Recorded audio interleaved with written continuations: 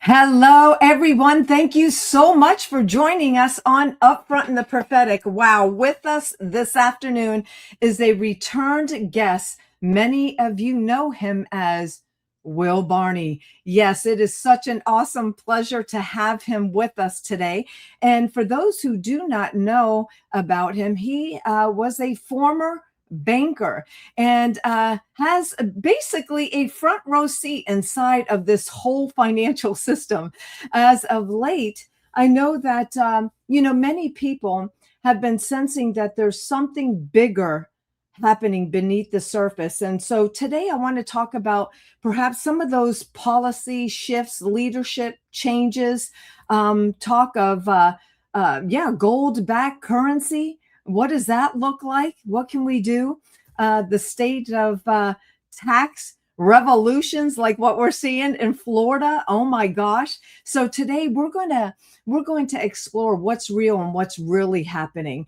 And so without further ado, I know you don't want to hear about me. Come on now. You want to hear about what Will Barney has to say. So let's get him on the air. Hey there, Will. What a blessing to have you on with us today. Welcome. Hello, Francine. Good to be with you again. Oh, it's so awesome. I tell you, first time I had you was about maybe a month and a half ago. And I felt like that it was definitely time with all the shifts going on. It seems like the dominoes are falling, things are rapidly firing out. But before we just tap into some questions that I have, I wanted to ask you, as a banker, a former banker, what was the turning point where you began to see basically how the system actually operates behind the scenes? Um, this was many years ago now, when it started to become blatantly obvious. But there was a lot of things that didn't make sense about what was going on. It was interesting how, as a nation, how we began to see that banks had this integral role. We couldn't send or receive money except through them, Mhm. and yet they weren't part of our government, and we had to pay them fees every month to have this account. And I was like, how is this making any sense here? So how did they inject themselves? As I began to just ask questions, and that's something that's not really smiled upon, shall we Mm. say, in the banking community. Banking community runs about a lot like the military. It's a need to know community. If you Mm. don't need to know, they don't tell you. Okay, no matter where you live or what job you have in the whole process. So it's really, really interesting as you go walk into your local bank, or whether you meet with your personal banker, or you go to the window and maybe meet with a teller to transact. Mm. Those people are told very little about what goes on behind the scenes. They're just told only enough to serve you in that capacity. And they want it that way because they don't want people questioning things. What I began to see was that some things didn't make sense about the way we did mortgages.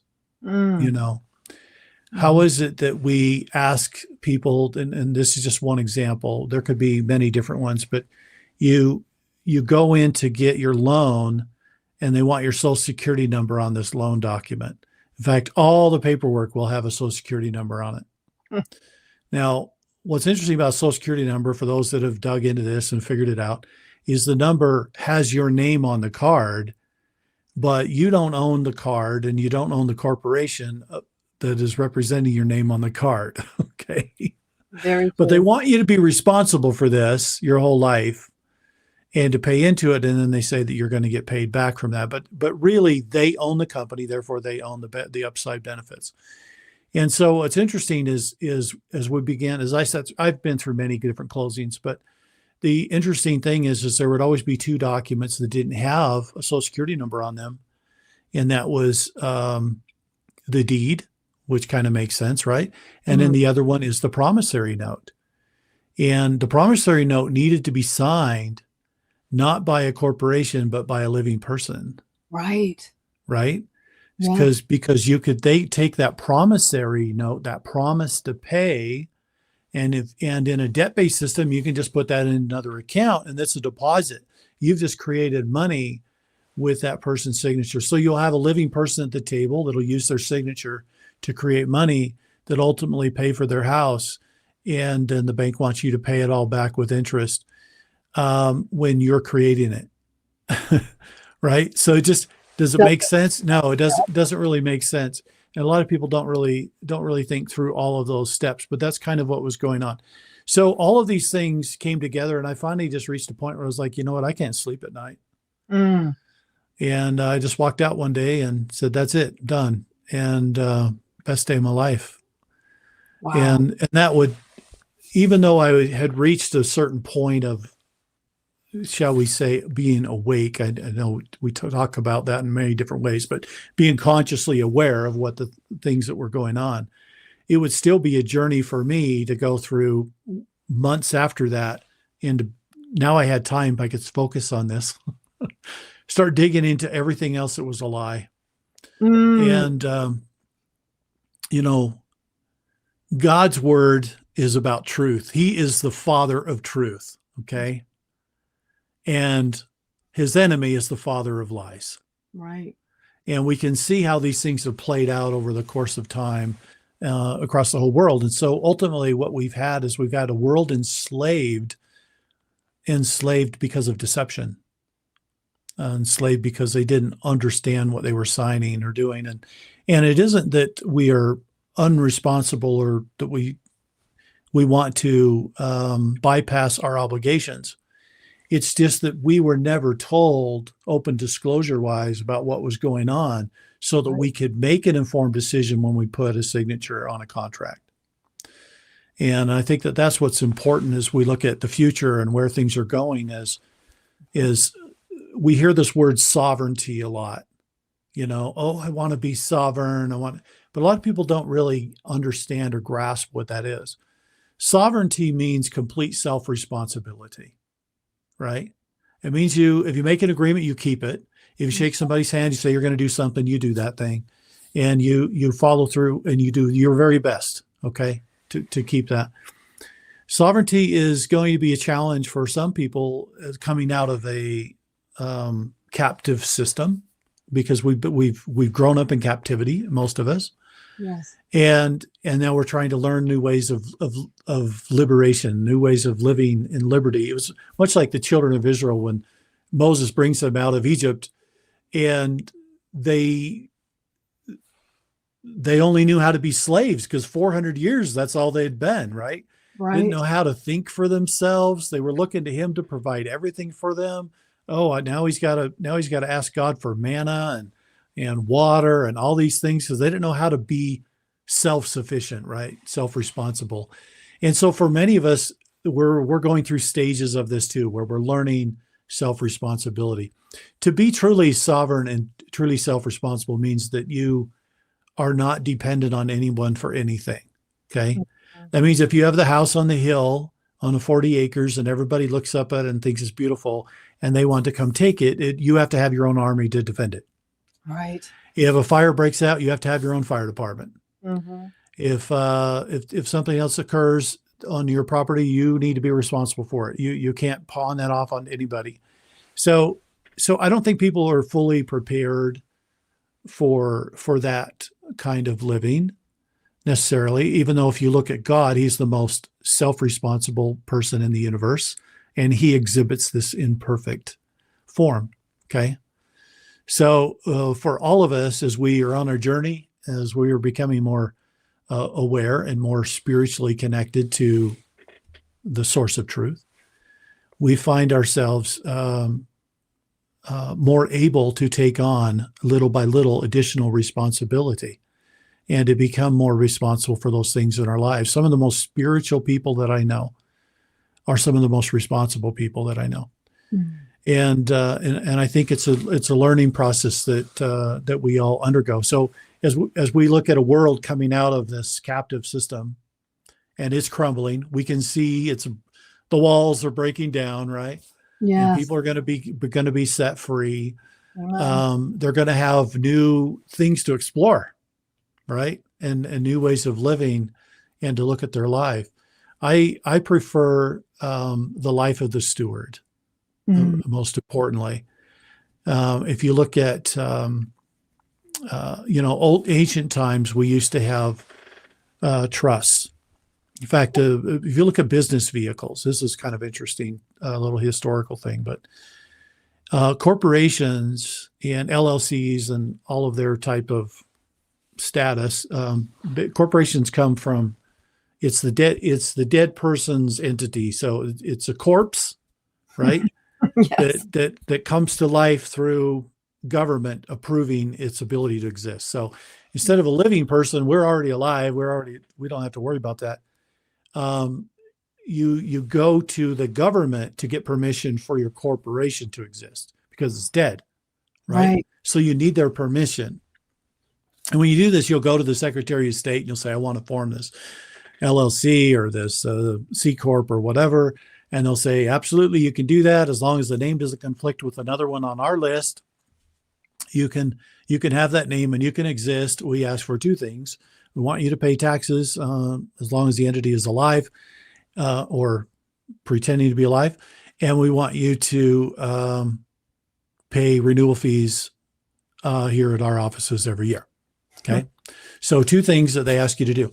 But what's interesting and what we don't often think about is why do we need to go to government to request permission to enter contractual obligations? Yeah, so true. And a lot of times we don't really examine what that looks like. Because if I, let's say I wanted to create a trust Mm-hmm. to take care of maybe my children or something, use that as an example. Typically a trust would require three parties. So I would have to put some assets in as the grantor. I would contract with a trustee to take care of my children. Okay. Makes sense, right? Yes. So I contract with the trustee and the trustee then provides the benefits to the children. So that makes a lot of sense. But oftentimes what people do when they create these is they go to their government and they say, we would like to exist as a trust. In other words, they want to form a contract. Right. And we want your permission to let this happen. And so it's kind of a self-admission of incompetence.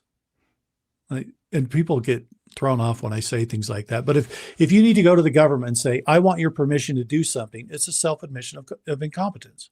And You're that's saying, how I'm not competent to enter a contract myself, right? I need your permission to do this. Now, part of that just could be from people not really thinking through these things and realizing that, wait, you mean we can do things for ourselves? We don't need to ask permission. Right. Right. This is just some basic concepts here, but it's really true. So anciently, and for thousands of years, trusts were created at various different times throughout the years to do this, to take care of certain things. And in the 1800s, all big businesses were run as trusts, actually. Mm-hmm. And it's the reason why our anti-monopoly legislation and our laws are called the antitrust law, right? People don't realize where that came from. But it's called that because these big businesses were all run as trusts because there wasn't corporations. Corporations was this thing that was thought up by the bankers that they pushed upon the U.S. in 1871 for the government corporation.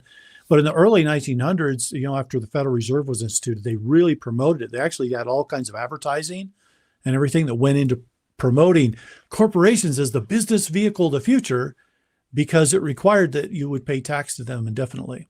Mm-hmm.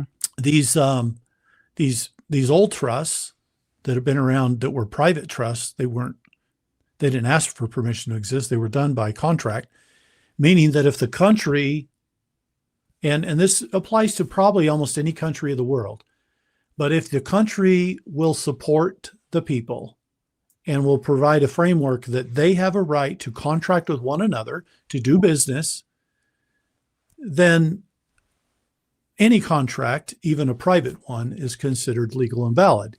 Most people don't contract with their contractor to redo the driveway in front of their house and go to the county and ask for permission to do that, or the state and ask permission to do it. You just do it, right? Right. You just work out agreement with the contractor and you do it. So it's very similar to this. So as we regain our feet under us and we start to learn to walk walk as sovereign beings, as people of stewardship, Yes. because that's what a trustee is. A trustee is a steward. He's a steward to take care of the assets of the trust and to take care of the beneficiaries. And so God likes good stewards. He Yeah. likes stewards that can take the gifts that come to them and grow them, much like the parable of the talents, where he gives one son 10 and one 5 and one 1. And what do? They use those and they made them more. Yeah. And they had more as their inheritance. And the one that squandered it and just hid it away, afraid to do anything, didn't receive anything. So I think this is a natural law of the universe. And if you look around nature, you see this abundantly everywhere. Yeah. But this natural law is that everything that God creates grows and becomes abundantly more. The trees grow, the grass grows, everything grows, the animals reproduce. It always becomes more. And he wants that for us too. Yes. He wants us to take the gifts and blessings and grow them and become more and to do more and to give back more. And we have this great ability to do that. And I think it's inherent that as people, as God's children, that we look to ourselves with confidence and say, I've been blessed with a stewardship here, and I'm going to do something amazing with it, and to grow that. And as we do that, we begin to shed all these things of the enemy. And when I say things, I'm going to get specific. Mm-hmm. The enemy wants you to feel like there's such a lack of resources that it's imperative that you walk over your neighbor to get to them, or you won't have enough. Wow. You see how the lie is spread in this. Mm-hmm. So we begin to take the most valuable resource on the planet, which is you and I, is the people, is God's children, endless creativity, endless ability to do great things. And to say that is worth less than a piece of paper with a president's face on it. Mm. And yet they were highly successful. Look at what they've done to try to encourage everybody to love money Right. more than each other. Right. Very So, Jesus said the love of money is the root of all evil. He never said money was evil. right. Never in scripture will you find that. But the love of money, meaning putting money above God and above ourselves, is the root of evil, because now we are treating the creation of God as less than even the creation of man. Do you see how amazing that is? Yes. And yet many of us did it. And I saw this in the banking world in full force, where people that receive their bonuses and get escalated up the ladder were sociopathic. They didn't care who was hurt. They just wanted to get their bonus, right? And then they would get, oh, you're doing a good job. You're bringing in money. And I reached a point where I was like, this isn't the way to live. This is not what God intends for us, because he has something better for us. The real reality is our world is abundant. Yes. Just look around, go out to your yard and just look around and see that everything he created grows and becomes more. It's abundant. Everything is, and you are too. And all of us are. We have the ability to grow and develop and become more than we were before. And that means that there isn't lack. This lack was a construct. It was a lie. It was a deceptive lie put on the world. And look how it's enslaved us, because we believed something inaccurate.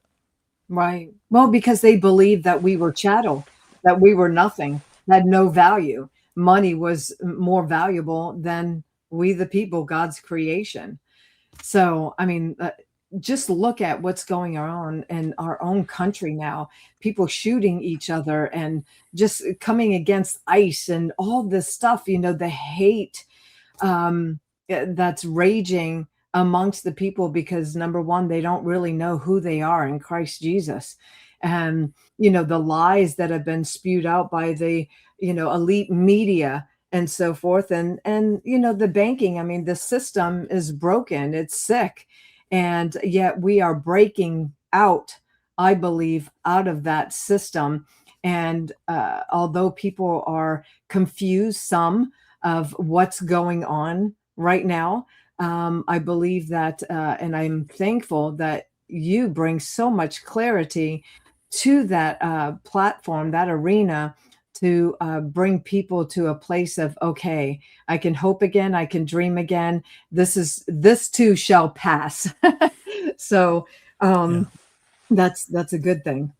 Very good thing. Yeah. Well, we live in a very interesting time in history, Francine, where we're looking at this liberation moment is not a group of people coming out of Egypt. This is the whole world Yeah. walking off the plantation. You- And that- and what we didn't realize, and probably was always there, is there's a gate to that fence. We could have left any time we wanted.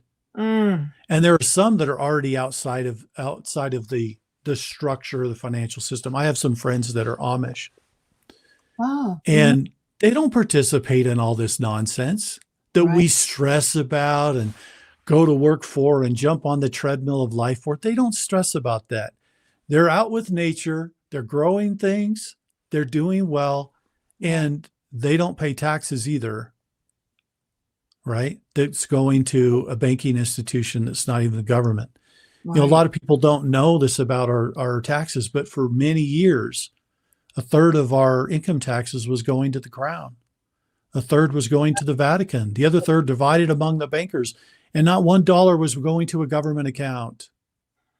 And we wonder what happened.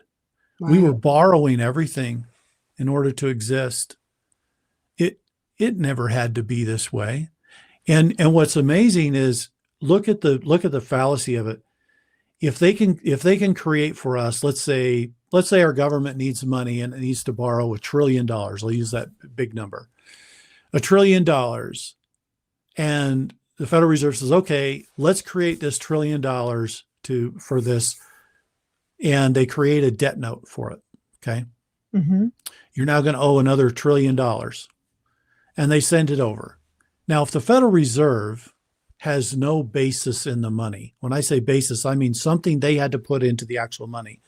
If Right. that basis is a mouse click or a keystroke on a computer, is it fair that you require $1 trillion to be paid back by the blood, sweat, and tears of every hardworking American to pay that back plus interest when all you had into it was a mouse click? Right. It is the very definition of fraud Yeah. on every sense. Now, if they had gold, if they had silver, if they had other basis in the money that they're giving to you, that is different. Mm-hmm. But when you create it out of thin air, Right. and this is what the world's about to see. I promise you, over the next 3 or 4 months, we are going to come to a place where we're going to look at fiat is absolutely worthless, Mm-hmm. because it's always been a deception. Oh, this is worth all this money. And you can look at some of the crypto for this. 6 months ago, Bitcoin was running 118,000 or 120,000. Okay. Today it's what, 66, 67,000. Mm-hmm. It's lost half its value. Why? Is Bitcoin backed by anything? No. It's also fiat. It's Right. whatever the value people think it is. And it's lost half its value in 6 months. Okay. What's going to happen to a Federal Reserve note when it's realized that there's no backing? We left gold and silver, God's money, as a backing long ago. Yes. And since we did that in 1971, the Federal Reserve note has lost 96.5% of its value. It's just evaporated through inflation.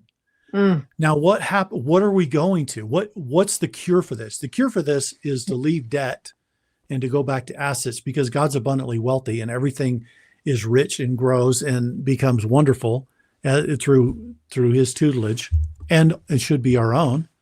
Right. You mentioned earlier an asset-backed currency. Mm-hmm. So, in other words, a money backed by something. And what's it going to be backed by? It's going to be backed by real stuff, gold, silver. But if you look at the list of materials that's actually backing this, it's beyond those. It's going to be oil. It's going to be agriculture. It's going to be the land itself that the country owns. It's Wow. going to be the leases from oil leases for offshore drilling. In the last 13 months of the Trump administration, there has been issued over 5,700 new drilling permits for oil on federal lands.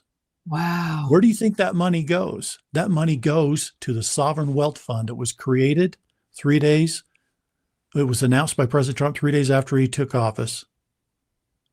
We're going to have a sovereign wealth fund, and he created an executive order, and he put all that into place. Why? Because he needed to take the assets, the real stuff of the country, and put it under an account that could then be monetized. And now here we are a year later, and we see the results of that. Yes. The U.S. is the number one. I saw a chart on it today. The U.S. is the number one producer of oil in the world at the moment. Now, Venezuela has a lot of oil reserves, but they're not the number one producer, although they have a lot in the ground. And we're going to see them do more and become more. So what happens is, as we're using the real stuff, we're using the oil and we're using the resources, what's occurred over the last year, we've actually had inflation come down to epic levels. And everybody's like, I don't understand how that happens, because we can't get this economy geared up and make it roar if we don't put money into it. Right. So what's been happening is the money is coming into the country, but it's not being created by printing at the Federal Reserve. It's coming from outside the country. Because of tariffs, they're now investing in the United States, and all those US dollars are coming back home. Those Federal Reserve notes that are outside the country. Most people don't know this, but 2/3 of all the Federal Reserve dollars in existence exist outside of the United States. Wow. So now you have 18 trillion of those dollars coming back home. That means we didn't have to print, but we gained the investment into our country. So this is pushing the economy. This is ramping it up. So that's why inflation can come down, because we didn't print our way out of it. We've got investment partners around the world who have brought those dollars in that you already had. And this isn't an endless thing you can keep doing, because eventually you run out of all other people's money too. Okay, let's be honest. Sure. But in the short term, it's allowed a reversal of our economic system in such a way that we could have a hot economy, as the president likes to say. We're the hottest country anywhere in the world. He always says this. Yes. And the reason he needed to juice that with such heat is because when you switch economic systems and you go from this fiat to an asset-based, you don't do that without bumps. There's turbulence, right? If you've ever flown an airplane, you experience turbulence. Right. It could be a bit bumpy, right? It could be crazy. Right. So there's going to be some turbulence as you shift gears and you move to a different system. But if you have a raging economy, if things are going very well, that turbulence becomes minimized and you recover very quickly. And so this is why it's all being played out this way, is he needed to juice it to such a point that no matter what road bumps we hit through the transition, our recovery is very fast. Yeah, and the second half of the year becomes wonderful at that point. So this is pretty much, do you see that this has been created or strategically planned for some time now? Because honestly, I believe if Trump wasn't at the helm, this would be a hard crash and so much devastation. So this has been planned to kind of as a slow transition. Would you say that or no? Yes. And there's a little bit of, I want to give you a little bit of visual to this, because you need to understand, if you look historically about at the economic system in our country, it has been reset numerous times. We are currently in the longest period of time ever without it resetting that there's ever been since the Federal Reserve started. Okay. So when the Federal Reserve started in 1913, we had a complete reset 20 years later in 1933. And that reset involved the president actually issuing an executive order that all the people had to turn in their gold and silver to Yeah. receive these paper notes. Okay. Right. And these were brand new notes. They had newly been printed, and they didn't say redeemable for gold and silver at any Federal Reserve Bank. Because if you look at the money printed in 1913, that's what it said. Wow. You go to any Federal Reserve Bank and you get gold or silver with it. Wow. Instead, it said legal tender for all debts, public and private. So we have a reset in 33 after the big Great Depression, remember? 29, the Great Depression, which was manufactured by the banks. Okay. They manufactured it. So they crushed the economy, then swooped in and bought everything for pennies, right? Then reset the system and let it charge again. Okay. And then we have this World War II that comes into play, right? We had World War I, then we had now the World War II. And after World War II, we had everything reset with what was called the Bretton Woods Conference. Mm-hmm. And that was all reset. And we had the formation of some new entities that came out of that time. The World Bank was one of those, and the IMF, and some other things that came out of all that. Okay. And then from there, from 45, launching forward, we ended gold and silver back completely and totally by 71. So just within 35 years. From that point till now, we've not had a reset. The cabal is desperate for a war. Right. Because in the past, they've always been able to reset the system during war because they could say, war's the reason our economy sucks. It just happens that way in war. Wow. Okay. They could hide the reset because why is a reset necessary? Because the debt levels go up, up, up, up, up. And eventually you will collapse under the weight of the debt if you don't reset it. You have to have a zeroing out point. Right. So they reset it in 71. And now here we are 50 plus years later. So the longest period ever. And the system is weighed down with this high level of debt. I think it's 38 trillion or something they're saying it's at. It's unsustainable. It reaches a point where you can't even print the money fast enough to keep up with your debt service. Right. So the system is going to crater. If we did nothing, it would crash and you would have this enormous crash. And what would happen is you would have all the smart money people, they would have pulled their cash back, waited for the crash, and then swooped in and bought everything at pennies on the dollar like happened after the Great Depression. Right. It would have been a reset on their terms, but that's not what we're going to. We're actually going to ditch their whole system altogether. That's awesome. So now the reason, and a lot of people tell me like, why do we still have the IRS and why do we still have all these things that deal with this system? That was going to be a question. Yes. The IRS is a wholly owned corporation that's owned by the Federal Reserve, and they're a collection agency. Okay. Out of Puerto Rico. So their job is to collect the money according to these agreements. And what we're experiencing is something very unique. As of this last year, when we got a new Treasury Secretary, he also got appointed to be the head of the IRS.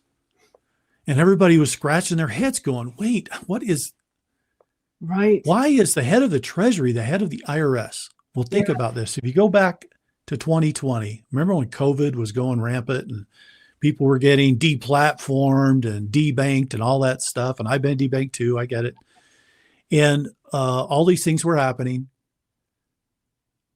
There were statements made by our Treasury Secretary, Steve Mnuchin at the time, that was suggestive that the government under the emergency order that we were under for COVID had nationalized the Federal Reserve and brought it under the auspice of the Treasury. Oh, wow. If that occurred in such a way, then all of this is theater. Right. Okay? And it would explain why the head of the Treasury can also be the head of the IRS. But you wouldn't dismantle it right away. You see, if you're really smart, if you really want to defeat your enemy, you would use the enemy's system against them. That's right.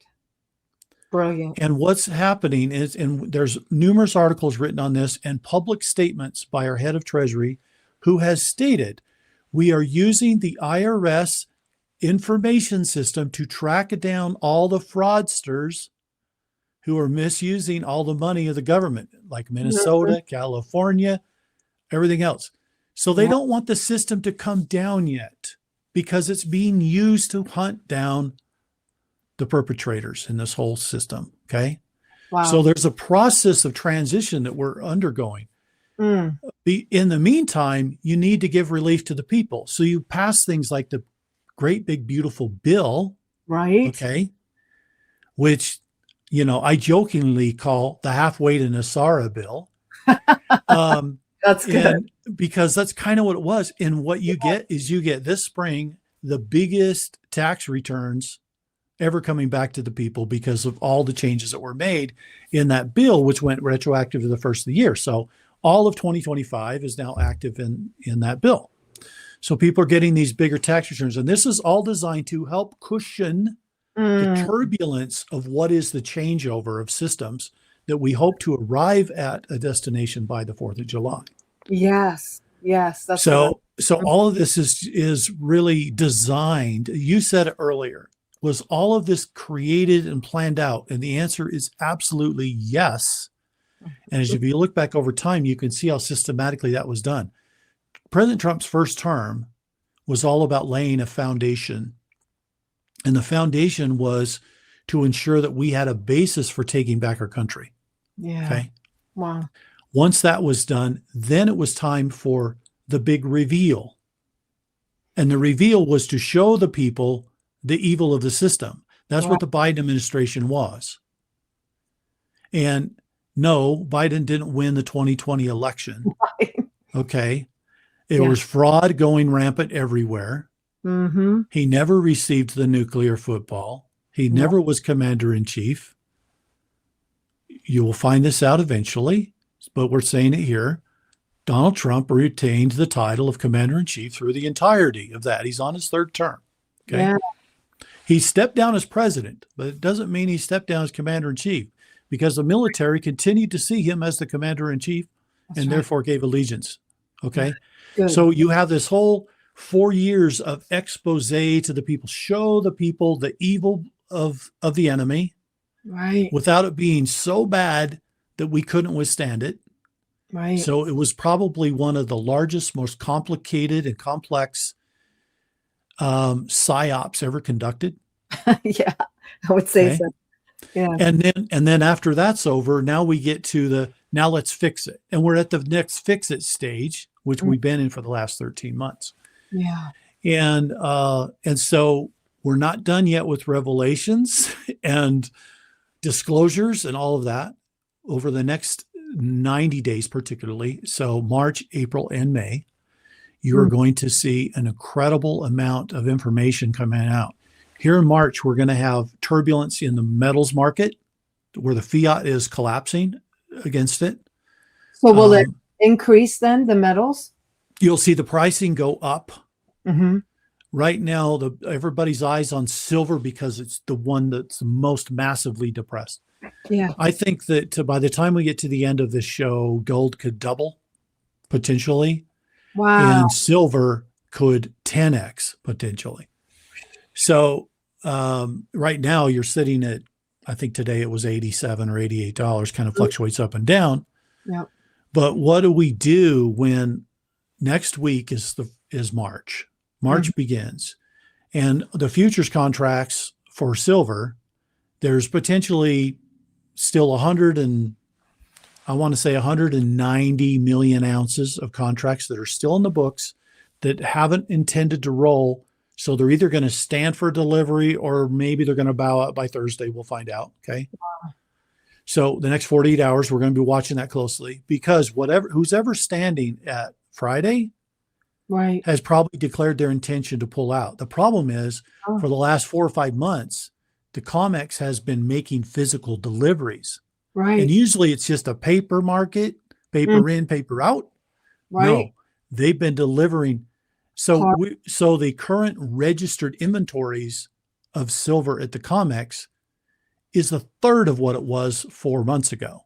Mm. Okay. So Yeah. we're looking at 89, 90 million ounces of registered inventory.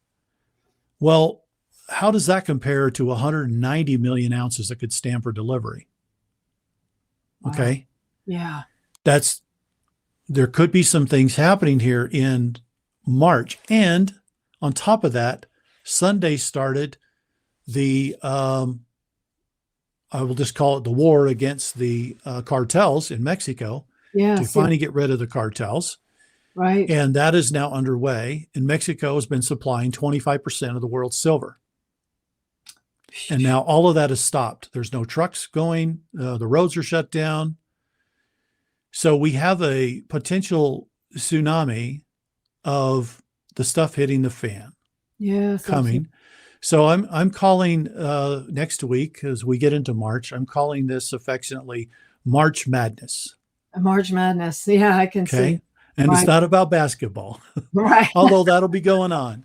There's Absolutely. going to be all of this. So what you're going to see is you're going to see this metal saga playing out. You're going to see Like a war. fraudulent election data pouring out. Mm. You're going to see Epstein arrests and data continue to pour out, and you're going to. It's just going to be all of this all Wow. at once. Wow. It's going to be crazy, and at the same time, we're asking Congress, the Senate particularly, to pass the crypto clarity bill, Right. so that we have protection around the quantum financial system. Sure. I'm actually not expecting that bill to get passed in March. Trump said he wanted it at the end of February. I think the actual delivery is probably going to be April, maybe mid, maybe it. I don't think it goes to May, but I think it's clearly probably going to be till April. I think there's going to be all these distractions. Now, while we had armadas going to Iran, no one expected the launch against the cartels Sunday. Right. That caught everybody by surprise. Oh, was that a distraction? Well, yes and no. I Okay. mean, the whole idea is always keep your enemy off guard. Yes. But what you had happen, it was almost 2 weeks ago. You had the Mexico Senate passed a bill. It was almost unanimously. I think it was only one person that opposed it, to allow U.S. special forces like Green Berets and stuff into Mexico to do training exercises. Wow. And so now here we are 10 plus days later and find out it's not training. Right. Exactly. Okay. So, not everything is as it looks. Right. But right. ultimately, we don't get to Nasara and a reset until we have Iran, Cuba, the cartels. All of this has to be cleaned up. Where we go one, we go all is not just a moniker. Yeah. This is for the whole world what's happening here. One. Yes. And we all go together. We either win this or we're gone forever. And believe me when I tell you, God wins. Yes, He is by our side. And if you look back historically, particularly over the last few years, and we saw this dramatically, you almost felt the energy shift, because I did. It was the day that we overturned Roe versus Wade. Oh my gosh, absolutely. I feel the Holy Spirit all over that. Yes. When that was shut down to stop the killing of our babies, it was as if God could get his support behind us once again. And we have been winning battle after battle after battle ever since. Yes. Now, sometimes it feels like setbacks. Everybody thought that last week with the Supreme Court decision on tariffs. Oh, no, it's going to be a setback. What they did is they provided a level of clarity that then allowed the president to change the tariffs over to other statutes that are clear, and there's going to be no change in tariffs. In fact, they've gone up. Yeah. Okay. Exactly. So every time the enemy feels like they've got to move in and they're going to take this down, and it always turns on them because God wins. Yeah. Yeah. Wow. That's just so good. It's just so powerful. Wow. I wanted to ask you this question because I get bombarded with this question over and over again. And I know that you're not a financial advisor, but when this, currency revaluation, I know a lot of people listening have different currencies from different countries and so forth. And a lot of people are wondering about the banking system. Some say, oh, you'll have to go to so and so bank to, exchange and so forth. And yet we're seeing that the banking system is quite evil. So, what is your thoughts, your perspective on that whole situation in regards to exchanging? Is it in Mhm. a bank? Do you keep your money in a bank? Do you go to, what do you do? I think you have to keep an open mind. Okay. And for what I'm going to share with you here, Okay. how do you process resetting the whole country? Because what's about to occur is we're going to get our income tax back. We're going to have restitution for what was taken from us. Okay. That's Wow. our income tax. We're going to have even some interest we paid on mortgage loans is going to be returned. The Okay. mortgage, right? I love how they use But mortgage. then when you get to the reparations, so this has to do with what was done with birth certificates. Oh, Okay. mm-hmm, There's mm-hmm. a gift that comes from there. This applies, these gifts apply to everyone, Yes. not just whether you know about the RV or you don't. And it's millions, isn't it? So we don't know the final numbers, Okay. but the only thing I've heard of that seems fairly certain is mortgage interest and income tax. So I don't know what the numbers are going to be on reparation. It might depend on your age and how long you've been alive and all these kind of things. Okay. And how long they've been trading that birth certificate out there. Okay. Sure. So that might be a variable number, but everybody gets to participate with this. So everybody wins, even your neighbor up the street who's completely asleep and thinks you're loony as can be. Okay. And you've got 5 heads. They get to get the blessing too. So think about this. Now there's a redemption, which is the RV. So when you go in for your appointment, you're going to be there for 3 reasons. Maybe some people are only there for 2, but everybody's there for a reason. How do you process everyone in a reasonable amount of time? You need a lot of locations. What do we have a lot of? Banks everywhere. Sure. Okay. Mm-hmm. However, we're not being delivered money through bank accounts. If you want it to go to bank accounts, you can. It's going to be delivered on a digital ledger, blockchain ledger account. So even if you went to a bank, it's not in the bank unless you move some into there. Ah, Think about that. that's good. But everybody's going to see a bank as the place where I do my financial business. So does it make sense if let's say you're the one, Francine, that's running this whole thing. Mm-hmm. Would it make sense to you to use the existing infrastructure in place, put military, National Guard, or somebody there just to oversee it? Wouldn't that make sense? You could process probably the whole country within 90 days and be done. Sure. Okay. It does make sense. So I think you have to keep an open mind. Everybody say, oh, well, it could just be done in an office building. Yeah, maybe it is in an office building, but you have a lot of people to process. You Right. need a lot of locations. And if every bank just took their bank clientele list and just contacted them via email and set the appointments, you'd probably have everybody done in 90 days, no problem. Yeah. Okay. But if Sure. you were trying to do it another way, I don't know if you could finish in 90 days. It doesn't make So sense. I think you have to look at it very pragmatically. And I know there's a lot of stories and rumors that go around. It can look a little different than you think. Yeah. Okay. And when you have to that's why I said keep an open mind that things might be done a little differently. However, it's still going to be your decision. Let's say that you went into a bank that offered wealth management services. Okay. Mhm. Maybe it's like a Wells Fargo or whatever. And Wells Fargo has a private bank. And if you've got over $1 million, you can enter the private bank division. Okay. So they may be wanting to get your business, but it's still up to you whether you give it to them because the money sits on your wallet not in a bank.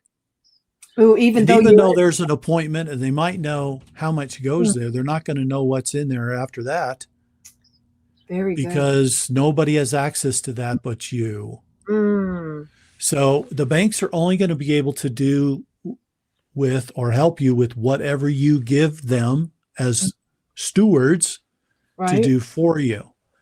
So everybody's going to have to make their own decisions on it. A lot of people are going to say, yeah, I got to do something with it. I don't want it sitting doing nothing. So they might do that. Okay.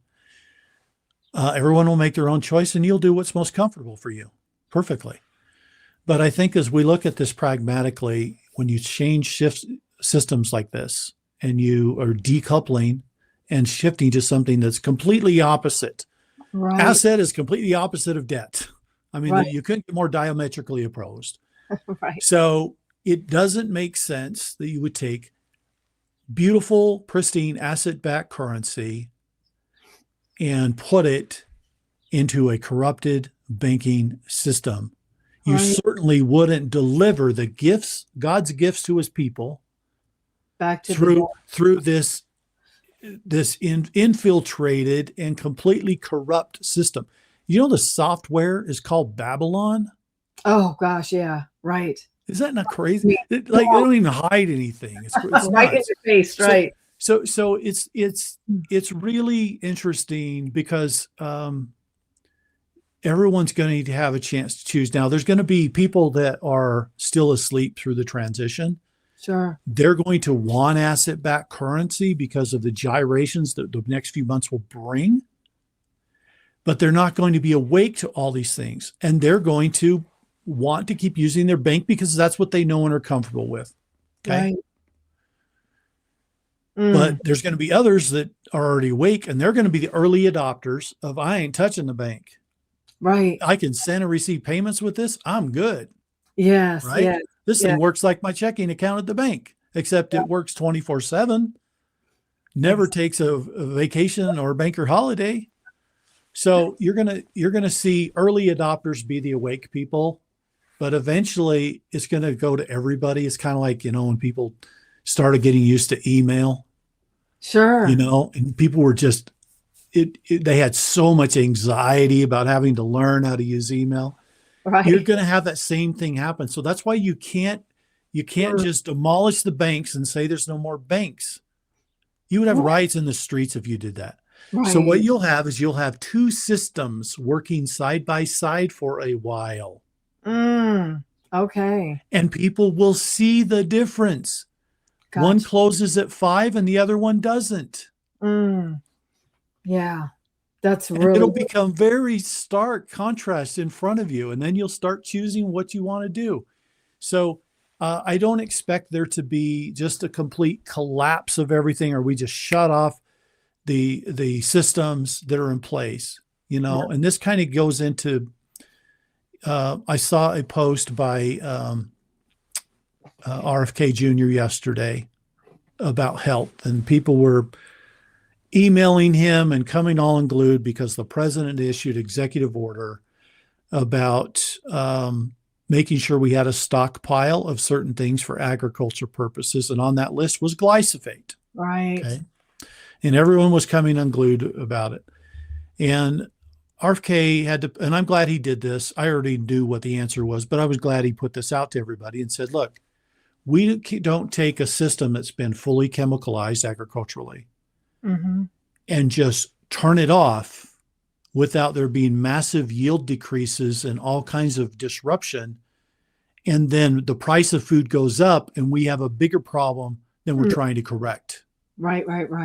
Yeah. It's going to happen farm by farm as they transition back to organics. Okay. Right. And all of those things will come and people will start choosing the foods that they want. When they go to the grocery store, they'll be like, I know it's more money for this organic flour, but I want that versus something that's sprayed with glyphosate. Okay. Well, look at what they're doing. The doctors, I mean, patients are actually asking their doctors for a more natural way of, treating them. So people are waking up. You're right. Wow. So this is because we're at this point where you still have a lot of people asleep. Yes. We're going to have the choices laid more plainly in front for a period of time. So we're going to have side by side for a little bit Okay. because people need to see that. The people asleep need to see that in order to come over, and Yes. they will.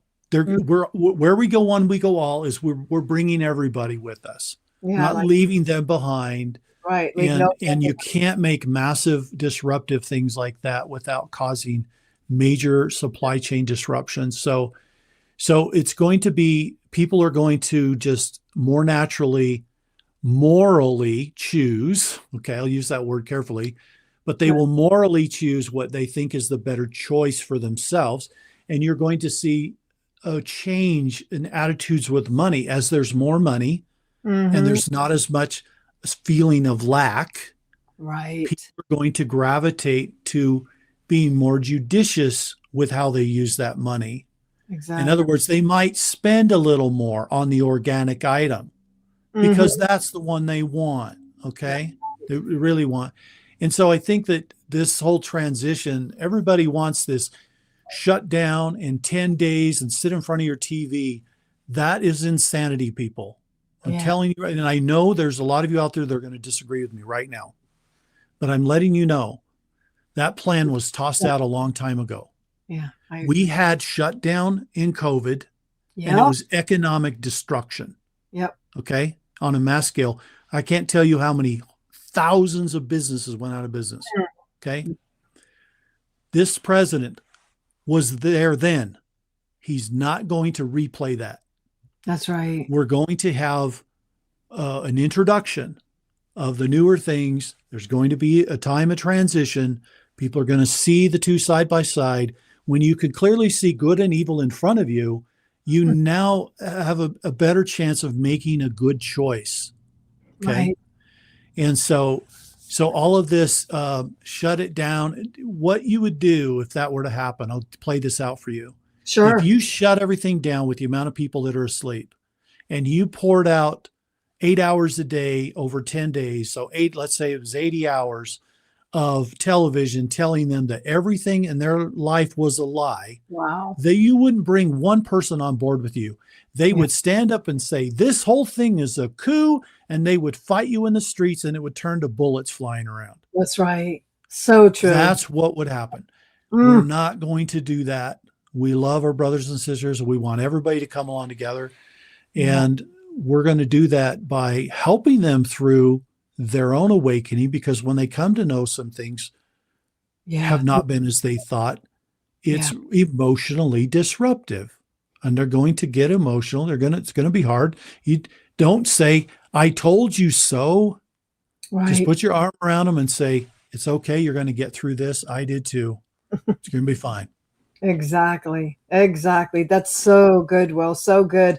And I believe you answered a lot of the questions that have been out there. We're also seeing too with Ron DeSantis in regards to Florida and the property taxes and so forth. Do you see this moving throughout the United States, or do you see that maybe some of the blue states are still going to buck that? It's going to spread like wildfire. Mm, It always starts, all you need is one one, state to get rid of property tax, yeah.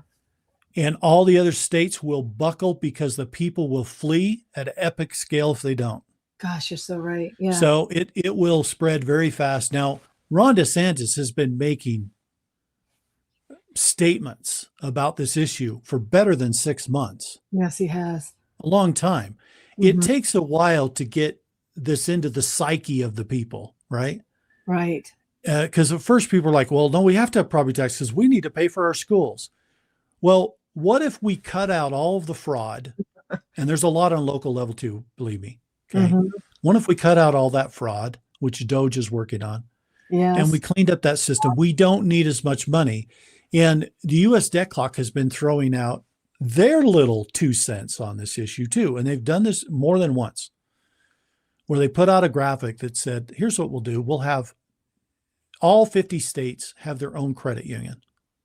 Mm, And that credit union will provide home loans and car loans and credit cards and small business loans. and it'll charge a reasonable interest, 1 to 3%. And that interest rate will fund all the money and replace the property tax. Wow. Could you imagine a beautiful world like that? Yeah, that would be And nice. yet that's what's coming. Wow. It is unconstitutional Yeah. for a county to lay claim to your property that you pay for, Oh, come on. and for them to say that you need to pay them patronage for Yes. the next until you die, or they sell it out from under you. At Right. what point did you give it to them? Right. And nobody asked this question. I've asked state legislatures, I've asked attorneys.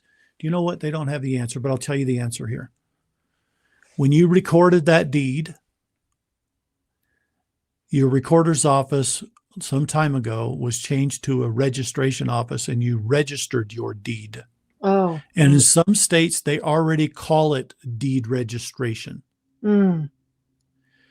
When anything you register, you give to the government, much like your car. It's why you have to pay tag fees for the rest of the time you have it. Wow. Okay. Yeah. That's your rent. The property tax is the rent that you pay for the rest of your life. Does it make sense that you would bear the burden of a mortgage and everything else to pay all that off, and then they steal it from you because of deception? Right. All of that's going away too. I think the property tax issue might take a little longer than some of these others, but it's hard to say because it's such a strong issue with the people that I think it could just spread so rapidly that within just a few months, all governors and everybody will cave. Right. At least by the end of the year, that's for sure. Wow. And it comes, and you have some people that are, okay, let's say that you're 70 years old, you've lived a great life, but you don't have children in school. Should you pay for school? No. Should you keep paying for things?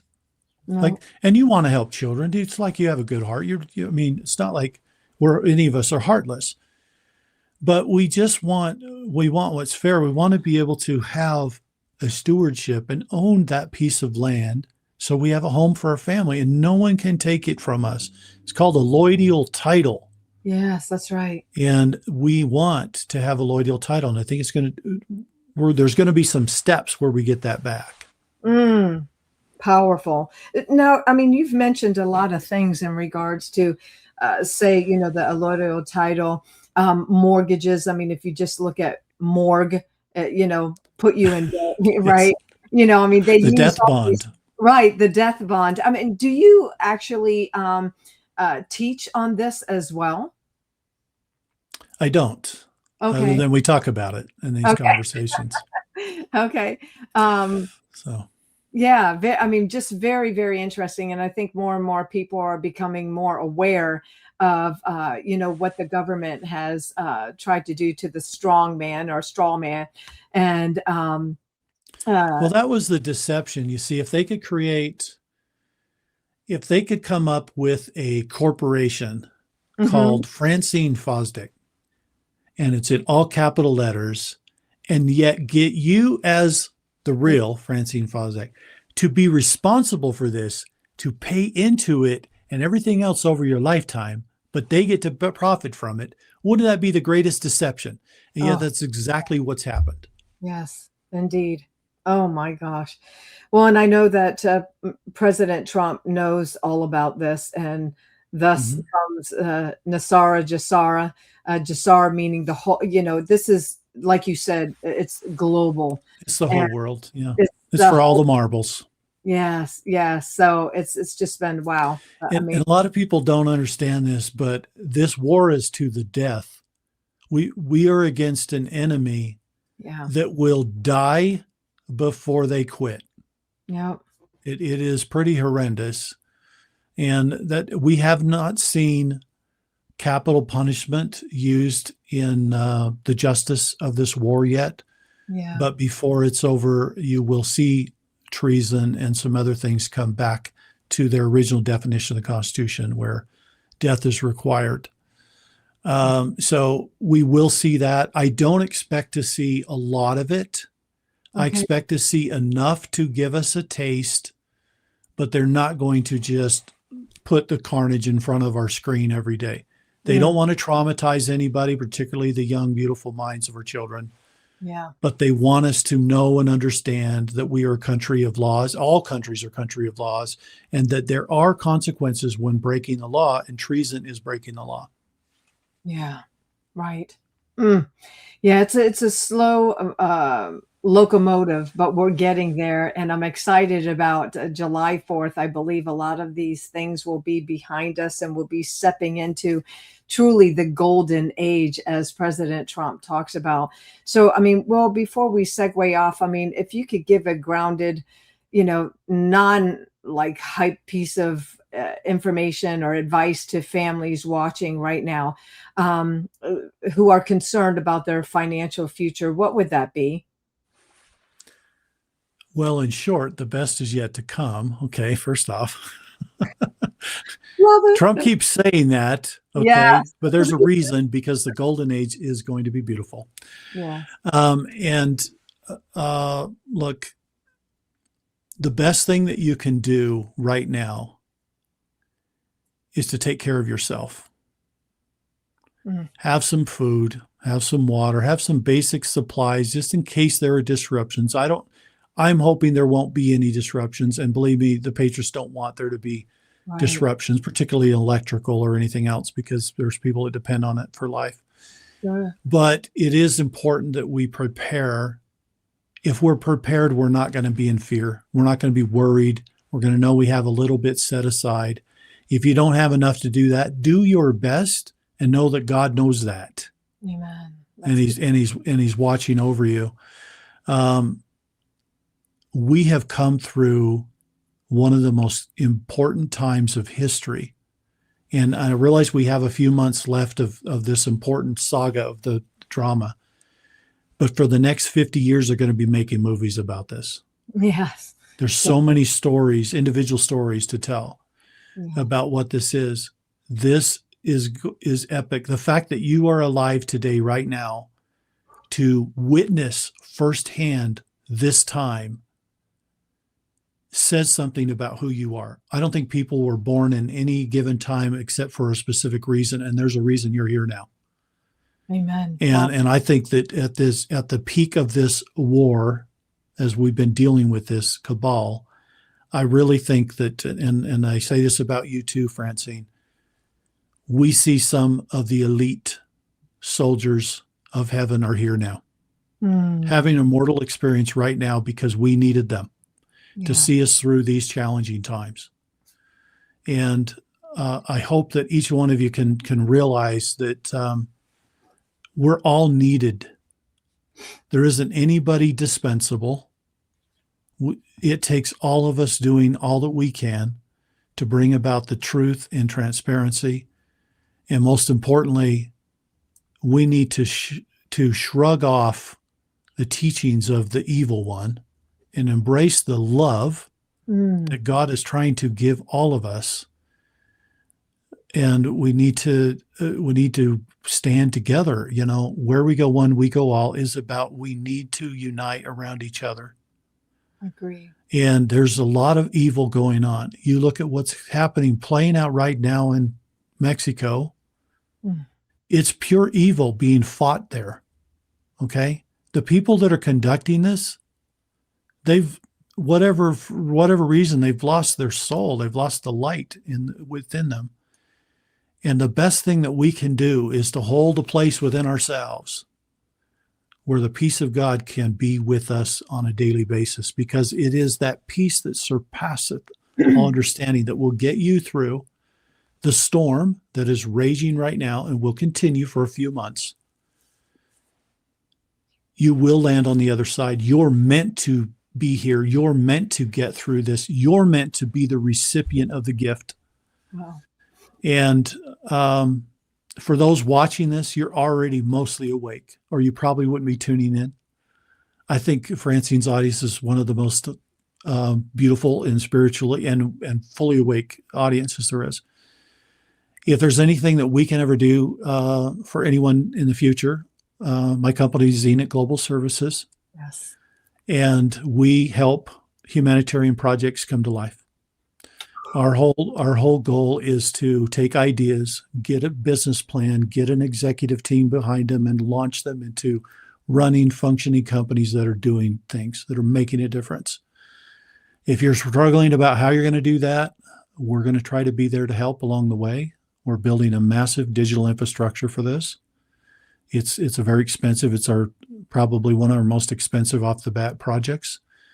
But we feel like if we can provide hardware and software tools that can make it possible for thousands of new projects to launch every year, that's what we want to do.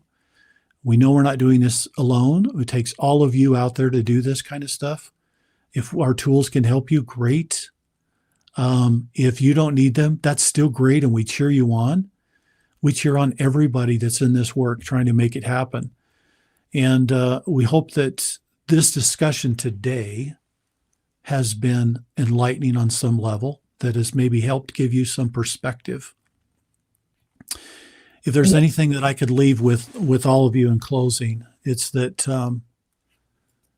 that we care, that we love each of you. We're here for a mission, and that mission is to bless the world. And it takes all of us accepting that call. And if you get on your knees, you're going to hear it too, because God needs all of us involved in this. Yes. Because we have a work to do, because honestly, his son is coming. And we need to prepare for that day. And we have an opportunity with all that is transpiring here to be ready for that day and to do incredible things to be ready. And I think that's why he's given us this reprieve in time and this point in history, so that we can make ready the way of the Lord. And I'll leave that with you. And just thank you for your time, Francine, and for all that you have done and continue to do for the people around the world. Your messages are fantastic. Oh, thank you, Will. We appreciate it. You know, these are, as we can see, serious times. Yet, I believe with you coming aboard, you've given us so much clarity on what's coming ahead of us, be it slow or suddenly. Being prepared is definitely key. So I want to thank you so much, Will, for being with us. I also want to let people know that, hey, if you're ready to change your story, change your life, call that number, and one of our team members will get back to you. So again, thank you so much, Will Barney. His website, enochgs.com. Oh my gosh, I'm looking forward to that. Humanitarian projects is something that Alan and I really want to tap into. So I know that we'll be in contact with you as Sure. the time moves forward. So thank you, everyone, for listening to us today, for grabbing a hold of that wisdom that Will shared with us. God bless you, and God bless America. Good night, everyone. Thank you. See you next time. You betcha. Blessings. Thank you so much, Will.